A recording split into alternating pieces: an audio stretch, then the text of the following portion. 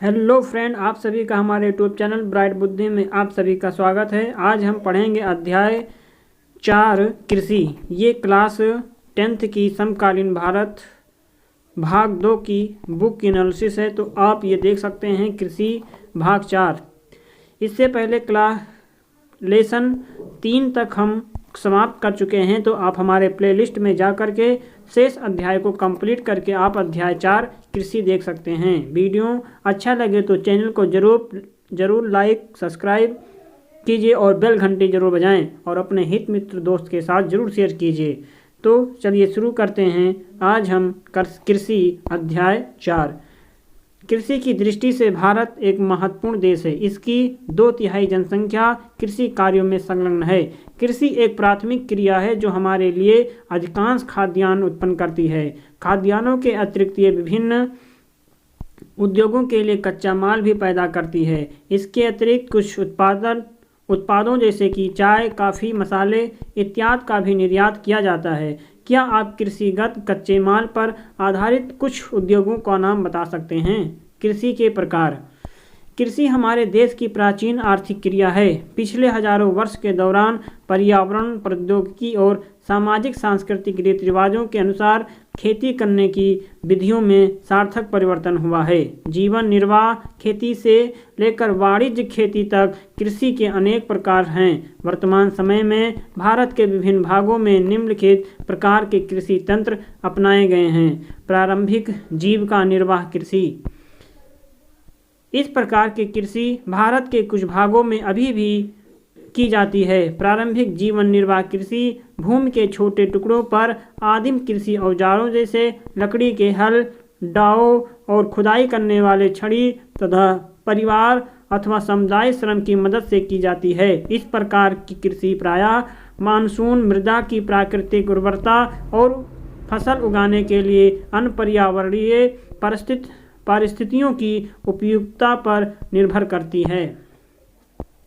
यह कर्तन दहन प्रणाली कृषि है। किसान जमीन के टुकड़े साफ करके उन पर अपने परिवार के भरण पोषण के लिए अनाज व अन्य खाद्य फसलें उगाते हैं। जब मृदा की उर्वरता कम हो जाती है तो किसान उस भूमि के टुकड़े से स्थानांतरित हो जाते हैं। कृषि के लिए भूमि का दूसरा टुकड़ा साफ करते हैं। कृषि के इस प्रकार के स्थानांतरण से प्राकृतिक प्रक्रियाओं के द्वारा मिट्टी की उर्वरता शक्ति बढ़ जाती है। चूँकि किसान उर्वरक अथवा अन्य आधुनिक तकनीकों का प्रयोग नहीं करते, इसीलिए इस प्रकार की कृषि में उत्पादकता कम होती है। देश के विभिन्न भागों में इस प्रकार की कृषि को विभिन्न नामों से जाना जाता है। उत्तर पूर्वी राज्यों असम, मेघालय, मिजोरम और नागालैंड में इसे झूम कहा जाता है।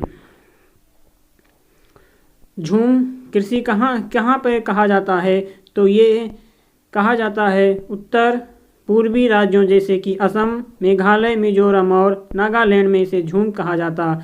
मणिपुर में पामलू और छत्तीसगढ़ के बस्तर जिले और अंडमान निकोबार द्वीप समूह में दीपा कहा जाता है। तो ये एग्जाम की दृष्टि से बहुत इम्पॉर्टेंट है। तो ये आप ध्यान सकते हैं कि झूम कृषि कहाँ पे? मणि में पामलू और छत्तीसगढ़ के बस्तर जिले और अंडमान निकोबार द्वीप समूह में दीपा कहा जाता है।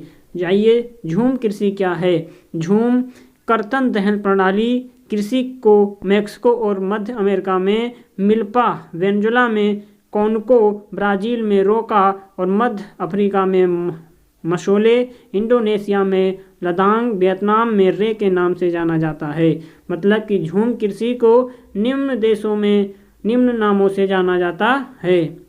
भारत में भी यह प्रारंभिक किस्म की खेती अनेक नामों से जानी जाती है। जैसे मध्य प्रदेश में बेवर या दहिया, आंध्र प्रदेश में पोंडू अथवा पेंडा, उड़ीसा में पामाडावी या कोमान या बरीगा, पश्चिमी घाट में कुमारी, दक्षिण पूर्वी राजस्थान में वालरे और या वाल्टरे, हिमालयन क्षेत्र में खिल और झारखंड में कुरवा और उत्तर पूर्वी प्रदेश में झूम आदि के नाम से झूम कृषि को जाना जाता है। अब रीझा असम में डीफू के बाहरी क्षेत्र में अपने परिवार के साथ एक गांव में रहती है। वो अपने परिवार के सदस्यों के द्वारा एक भूमि के टुकड़े पर उगी वनस्पति को काट कर व जलाकर साफ करते देखकर आनंद का अनुभव करती है। वो प्रायः परिवार के सदस्यों के साथ बांस के नाले के द्वारा झरने से पानी ला करके अपने खेत को सिंचित करने में सहायता करती है। वो अपने परिस्थान से लगाव रखती है और जब तक संभव हो वहाँ रहना चाहती है, परंतु इस छोटी बच्ची को अपने खेत में मिट्टी की घटती उर्वरता के बारे में कुछ भी पता नहीं, जिसके कारण उसके परिवार को अगले वर्ष नए भूमि के टुकड़े की तलाश करनी होगी। क्या आप बता सकते हैं कि रीझा का परिवार किस प्रकार के कृषि कर रहा है? क्या आप उन फसलों के नाम बता सकते हैं जो इस प्रकार की कृषि में उगाई जाती है? गहन जीविका कृषि क्या है, इसके बारे में जानते हैं। इस प्रकार की कृषि उन क्षेत्रों में की जाती है जहां भूमि पर जनसंख्या का दबाव अधिक होता है।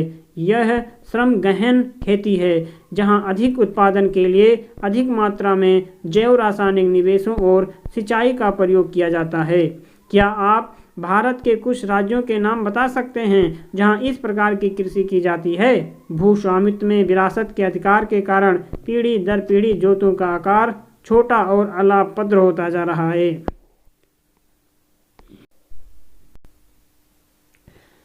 किसान वैकल्पिक रोजगार न होने के कारण सीमित भूमि से अधिकतम पैदावार लेने की कोशिश करते हैं, अतः कृषि भूमि पर अधिक दबाव होता है। वाणिज्य कृषि इस प्रकार की कृषि के मुख्य लक्षण आधुनिक निवेशों जैसे अधिक पैदावार देने वाले बीजों, रासायनिक उर्वरकों और कीटनाशकों के प्रयोग से उच्च पैदावार प्राप्त करना है। कृषि के वाणिज्यीकरण का स्तर विभिन्न प्रदेशों में अलग अलग है।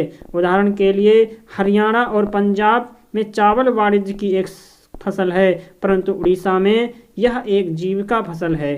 क्या आप उन फसलों के कुछ और उदाहरण दे सकते हैं जो एक प्रदेश में वाणिज्यिक फसल के रूप में और दूसरे प्रदेश में जीविका फसल के रूप में उगाई जाती है? रोपण कृषि भी एक प्रकार की वाणिज्यिक खेती है और इस प्रकार की खेती में लंबे चौड़े क्षेत्र में एकल फसल बोई जाती है।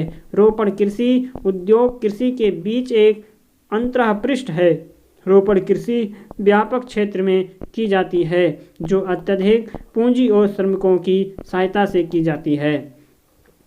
इससे प्राप्त सारा उत्पादन उद्योग में कच्चे माल के रूप में प्रयोग होता है।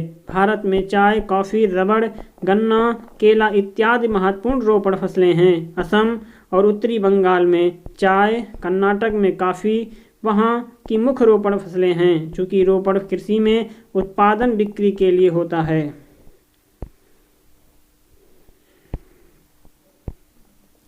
इसीलिए विकास में परिवहन और संचार साधन से संबंधित उद्योग और बाजार महत्वपूर्ण योगदान देते हैं। सहस्य प्रारूप क्या है? आपने भारत की भौतिक विविधताओं और संस्कृतियों की बहुलताओं के संबंध में अध्ययन किया है।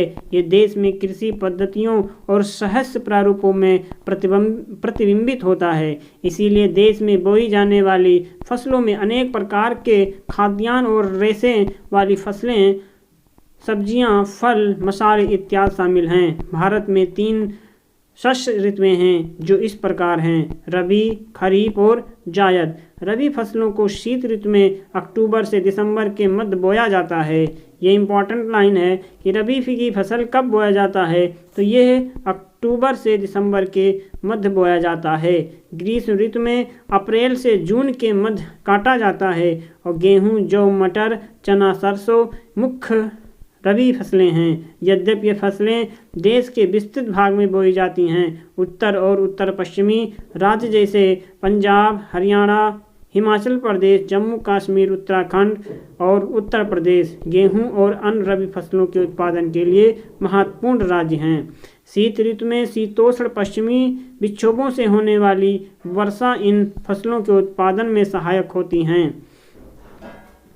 पंजाब, हरियाणा, पश्चिमी उत्तर प्रदेश और राजस्थान के कुछ भागों में हरित क्रांति की सफलता भी उपयुक्त रबी फसलों की वृद्धि में एक महत्वपूर्ण कारक है।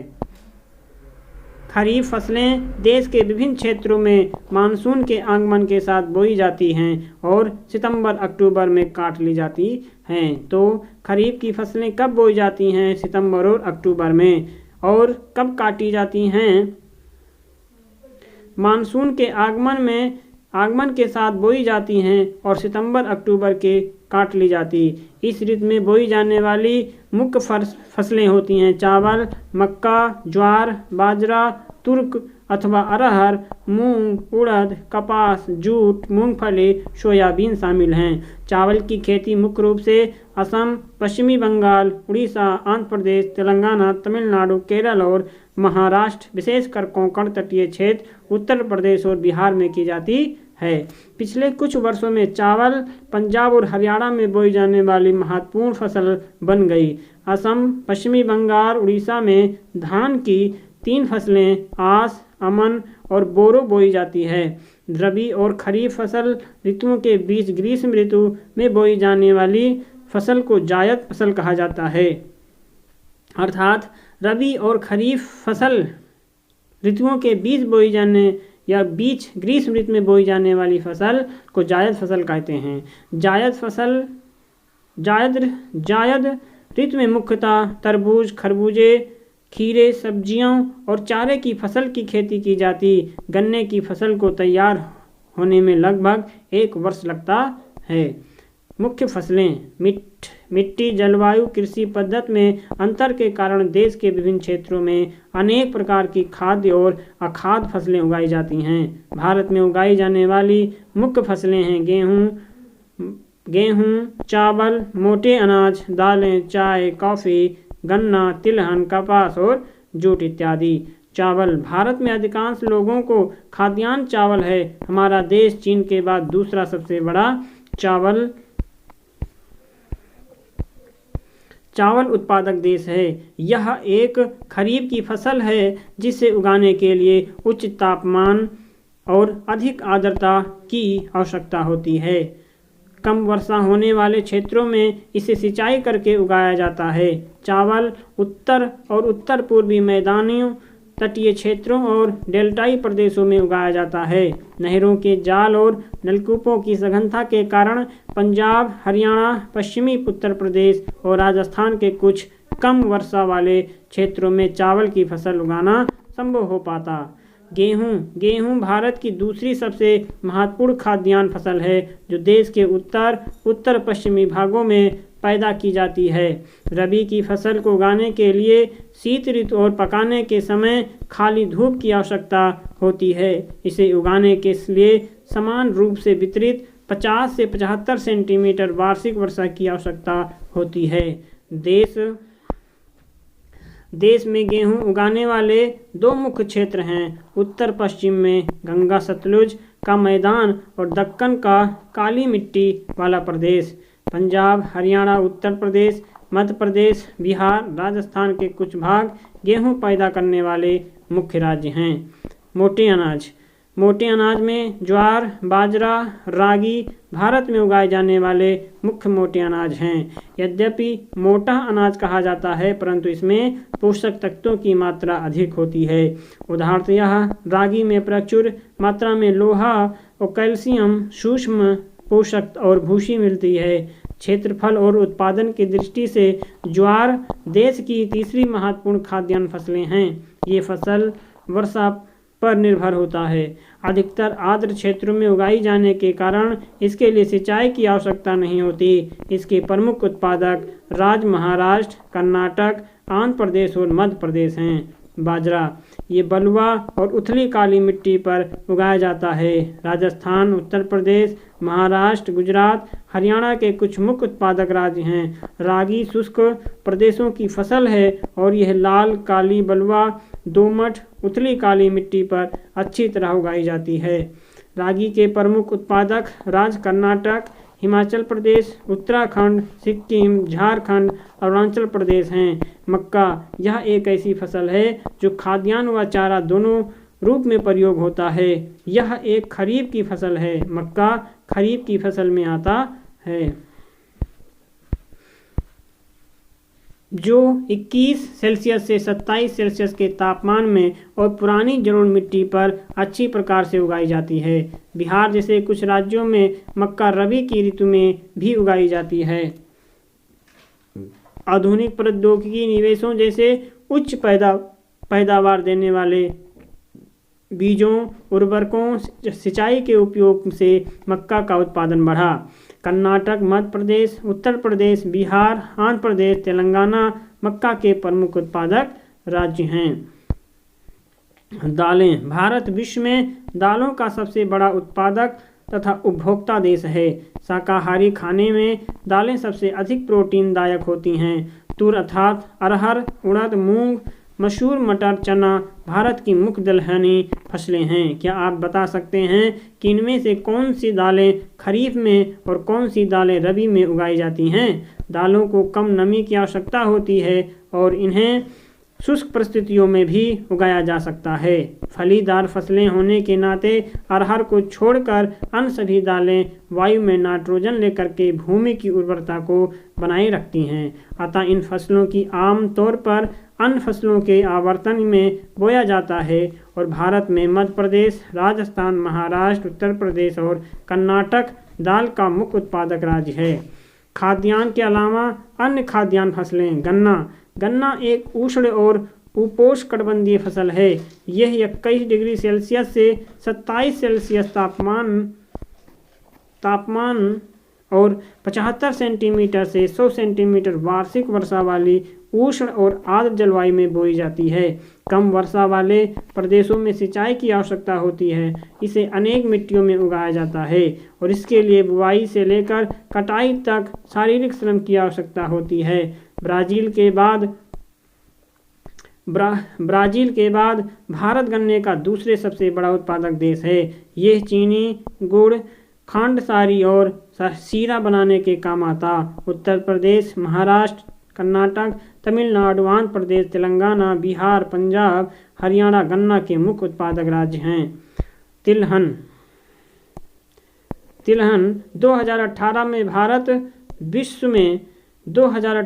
भारत विश्व में चीन के बाद दूसरा सबसे बड़ा उत्पादक देश था। सन 2018 में तोरिया के उत्पादन में भारत का विश्व में कनाडा और चीन के बाद तीसरा स्थान था। देश में कुल बोए गए क्षेत्र के 12% भाग पर कई तिलहन की फसलें उगाई जाती हैं। मूंगफली, सरसों, नारियल तेल, सोयाबीन, अरंडी, बिनौला, अलसी, सूरजमुखी भारत में उगाई जाने वाली मुख्य तिलहन फसलें हैं। इनमें से अधिकतर खाद्य हैं, खाना बनाने में प्रयोग किए जाते हैं, परंतु इनमें से कुछ तेल के बीजों को साबुन, प्रसाधन अर्थात श्रृंगार का सामान और उपटन उद्योग में कच्चे माल के रूप में प्रयोग किया जाता है। मूंगफली खरीफ की फसल है। मूंगफली किसकी फसल है? तो मूंगफली खरीफ की फसल है तथा देश में मुख्य तिलहनों के उत्पादन का आधा भाग इसी फसल से प्राप्त होता है। गुजरात मूंगफली का मुख्य उत्पादक राज्य है और इसके अतिरिक्त राजस्थान, तमिलनाडु मूंगफली के अन्य मुख्य उत्पादक राज्य हैं। 2019-20 में अलसी और सरसों रबी की फसल है। अलसी और सरसों रबी की फसलें हैं। तिल उत्तरी भारत में खरीफ की फसल है। दक्षिण भारत में रबी की अरंडी खरीफ और रबी दोनों ही फसल ऋतुओं में बोया जाता है। चाय के बारे में जानेंगे। चाय की खेती रोपण कृषि का एक उदाहरण है। यह एक महत्वपूर्ण पेय पदार्थ की फसल है जिसे शुरुआत में अंग्रेज भारत में लाए थे। आज अधिकतर चाय बागानों के मालिक भारतीय हैं। चाय का पौधा उष्ण और उपोष्णकटिबंधीय जलवायु, ह्यूमस और जीवांश युक्त गहरी मिट्टी तथा सुगम जल निकास वाले ढलुआ क्षेत्रों में भली भांति उगाया जाता है। चाय की झाड़ियों को उगाने के लिए वर्ष भर कोष, नम और पालारहित जलवायु की आवश्यकता होती है। वर्ष भर समान रूप से होने वाली वर्षा को बौछारें इसकी कोमल पत्तियों के विकास में सहायक होती हैं। चाय एक श्रम सघन उद्योग है और इसके लिए प्रचुर मात्रा में सस्ता और कुशल श्रम चाहिए। इसकी ताजगी बनाए रखने के लिए चाय की पत्तियां बागान में ही संसाधित की जाती हैं। चाय के मुख्य उत्पादक क्षेत्रों में असम, पश्चिमी बंगाल में दार्जिलिंग और जलपाईगुड़ी जिलों की पहाड़ियाँ, तमिलनाडु और केरल हैं। इसके अलावा हिमाचल प्रदेश, उत्तराखंड, मेघालय, आंध्र प्रदेश, त्रिपुरा आदि राज्यों में भी चाय उगाई जाती है। सन 2018 में भारत विश्व में चीन के बाद दूसरा बड़ा चाय उत्पादक देश था। कॉफ़ी। भारतीय कॉफ़ी अपनी गुणवत्ता के लिए विश्वविख्यात है। हमारे देश में अरेबिका किस्म की कॉफ़ी पैदा की जाती है, जो आरंभ में यमन से लाई गई थी, और इस किस्म की कॉफ़ी की विश्व भर में अधिक मांग है और इसकी कृषि की शुरुआत बाबा बूदन पहाड़ियों से हुई थी। इसकी शुरुआत बाबा बुदन की पहाड़ियों से हुई। आज भी इसकी खेती नीलगिरी की पहाड़ियों के आसपास कर्नाटक, केरल और तमिलनाडु में की जाती है। बागवानी कृषि। सन 2018 में भारत का विश्व में फलों और सब्जियों के उत्पादन में चीन के बाद दूसरा स्थान था। भारत उष्ण और शीतोष्णकटिबंधीय दोनों ही प्रकार के फसलों का उत्पादक है। भारतीय फलों, जिनमें महाराष्ट्र, आंध्र प्रदेश, तेलंगाना, उत्तर प्रदेश और पश्चिमी बंगाल के आम, नागपुर और चेरापूंजी मेघालय के संतरे, केरल, मिजोरम, महाराष्ट्र और तमिलनाडु के केले, उत्तर प्रदेश बिहार के लीची, मेघालय के अनानास, आंध्र प्रदेश, तेलंगाना और महाराष्ट्र के अंगूर, हिमाचल प्रदेश व जम्मू कश्मीर के सेब, नाशपाती, खुमानी और अखरोट की विश्व भर में मांग है।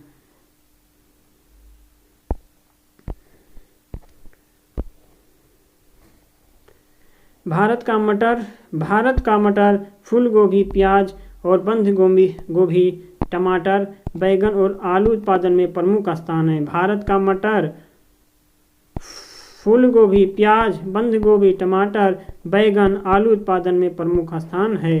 खाद्यान्न फसलें। रबड़ भूमध्य रेखीय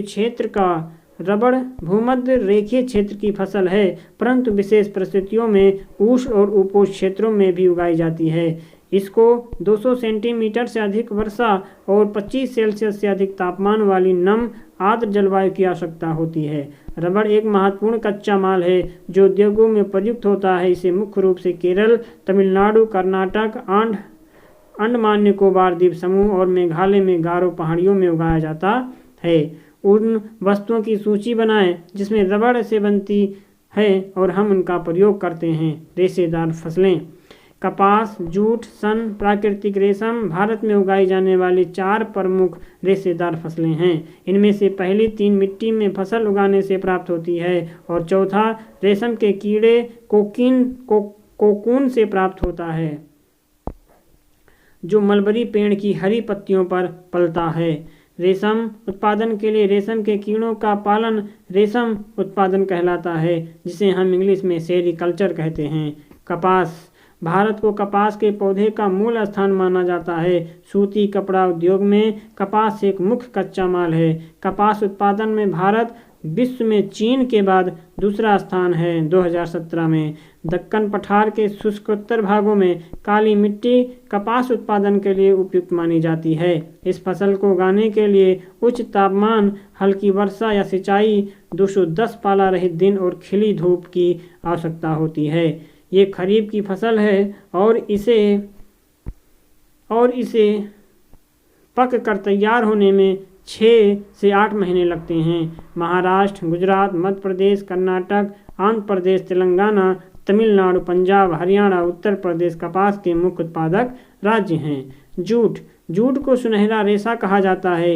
जूट की फसल बाढ़ के मैदानों में जल निकास वाली उर्वरक मिट्टी में उगाई जाती है, जहां हर वर्ष बाढ़ से आई नई मिट्टी जमा होती रहती है। इसके बढ़ने के समय उच्च तापमान की आवश्यकता होती है। पश्चिम बंगाल, बिहार, असम और उड़ीसा तथा मेघालय के जूट के मुख्य उत्पादक राज्य हैं। इसका उपयोग बोरिया, चटाई, रस्सी, तंतु व धागे, गलीचे, दूसरे दस्तकारी की वस्तुएं बनाने में किया जाता है। प्रौद्योगिकी और संस्थागत सुधार। जैसा कि पहले बताया गया है कि भारत में कृषि हजारों वर्षों से की जा रही है, परंतु प्रौद्योगिकी और संस्थागत परिवर्तन के अभाव में लगातार भूमि संसाधन के प्रयोग से कृषि का विकास अवरुद्ध हो जाता है तथा इसकी गति मंद हो जाती है। सिंचाई के साधनों का विकास होने के उपरांत भी देश के एक बहुत बड़े भाग में अभी भी किसान खेती बाड़ी के लिए मानसून और भूमि की प्राकृतिक उर्वरता पर निर्भर है। बढ़ती हुई जनसंख्या के लिए ये एक महत्वपूर्ण चुनौती है कि 60% से भी अधिक लोगों को आजीविका प्रदान करने वाली कृषि है में कुछ गंभीर तकनीकी एवं संस्थागत सुधार लाने की आवश्यकता है। स्वतंत्रता के पश्चात देश में संस्थागत सुधार करने के लिए जोतों की चकबंदी, सहकारिता, जमींदारी आदि समाप्त करने की प्राथमिकता दी गई। प्रथम पंचवर्षीय योजना में भूमि सुधार मुख्य लक्ष्य था। भूमि पर पुश्तैनी अधिकार के कारण ये टुकड़ों में बंटती जा रही थी, जिसकी चकबंदी करना अनिवार्य था। भूमि सुधार के कानून तो बने, परंतु इनके लागू करने में ढील की गई। 1960 और 1970 के दशकों में भारत सरकार ने कई प्रकार के कृषि सुधारों की शुरुआत की। पैकेज टेक्नोलॉजी पर आधारित हरित क्रांति, श्वेत क्रांति जैसी कृषि सुधार के लिए कुछ रणनीतियां आरंभ की गई थीं, परंतु इसके कारण विकास कुछ क्षेत्रों तक ही सीमित रह गया। इसलिए 1980 और 90 के दशकों में व्यापक भूमि विकास कार्यक्रम शुरू किया गया, जो संस्थागत तकनीकी सुधारों पर आधारित था। और इस दिशा में उठाए गए कुछ महत्वपूर्ण कदमों में सूखा, बाढ़, चक्रवात, आग, बीमारी के लिए फसल बीमा के प्रावधान और किसानों को कम दर पर ऋण सुविधाएं प्रदान करने के लिए ग्रामीण बैंकों, सहकारी समितियों, बैंकों की स्थापना सम्मिलित थे। किसानों के लाभ के लिए भारत ने किसान क्रेडिट कार्ड और व्यक्तिगत दुर्घटना बीमा योजना भी शुरू की। इसके अलावा आकाशवाणी और दूरदर्शन पर किसानों के लिए मौसम की जानकारी के लिए बुलेटिन कृषि कार्यक्रम प्रसारित किए जाते हैं। किसानों को बिचौलियों और दलालों के शोषण से बचने के लिए न्यूनतम सहायता मूल्य और कुछ महत्वपूर्ण फसलों के लाभदायक खरीद मूल्यों की सरकार घोषणा करती है। किसान पोर्टल farmer.government.in, farmerhome.aspect से कृषि बागवानी कृषि योजना आदि के बारे में जानकारी एकत्र करें। पोर्टल पर उपलब्ध जानकारी के लाभों के बारे में आप जरूर जानें। भूदान, ग्राम दान क्या है? आइए इनके बारे में। भूदान और ग्राम दान क्या है? महात्मा गांधी ने विनोबा भावे, जिन्होंने उनके सत्याग्रह में सबसे निष्ठावान सत्याग्रही की तरह भाग लिया था, को अपना आध्यात्मिक उत्तराधिकारी घोषित किया था। उनकी गांधी जी के ग्राम स्वराज अवधारणा में गहरी आस्था थी। गांधी जी की शहादत के बाद उनके संदेश को लोगों तक पहुंचाने के लिए विनोबा भावे ने लगभग पूरे देश की पदयात्रा की। एक बार जब वे आंध्र प्रदेश के एक गांव पोचमपल्ली में बोल रहे थे, तो कुछ भूमिहीन गरीब ग्रामीण ने उनसे अपने आर्थिक भरण पोषण के लिए कुछ भूमि मांगी। विनोबा भावे ने उनसे तुरंत कोई वादा तो नहीं किया, परंतु उनको आश्वासन दिया कि यदि वे सहकारी खेती करें तो भारत सरकार से बात करके उनके लिए जमीन मुहैया करवाएंगे। अचानक श्री रामचंद्र रेड्डी उठ खड़े हुए और उन्होंने 80 भूमिहीन ग्रामीणों को 80 एकड़ भूमि बांटने की पेशकश की। इसे भूदान के नाम से जाना गया। बाद में विनोबा भावे ने यात्राएं की और अपना यह विचार पूरे भारत में फैलाया। कुछ जमींदारों ने, जो उनके गांव के मालिक थे, भूमिहीनों को पूरा गांव देने की पेशकश भी की।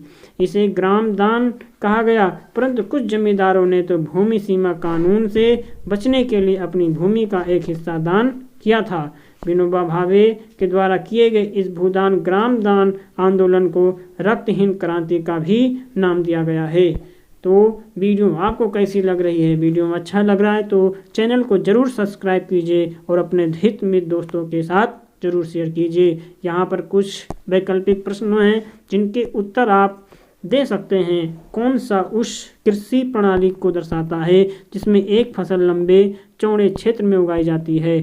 स्थानांतरित, रोपण, बागवानी या गहन? इनमें कौन सी फसलें हैं जो रबी के लिए महत्वपूर्ण हैं? इनमें कौन सी एक फलीदार फसल है? तो आप कमेंट करके इन 3 प्रश्नों का उत्तर जरूर दें। तो अब हम मिलेंगे एक नए वीडियो में एक नए अध्याय के साथ। तब तक आप पढ़ते रहिए, मस्त रहिए। नमस्कार।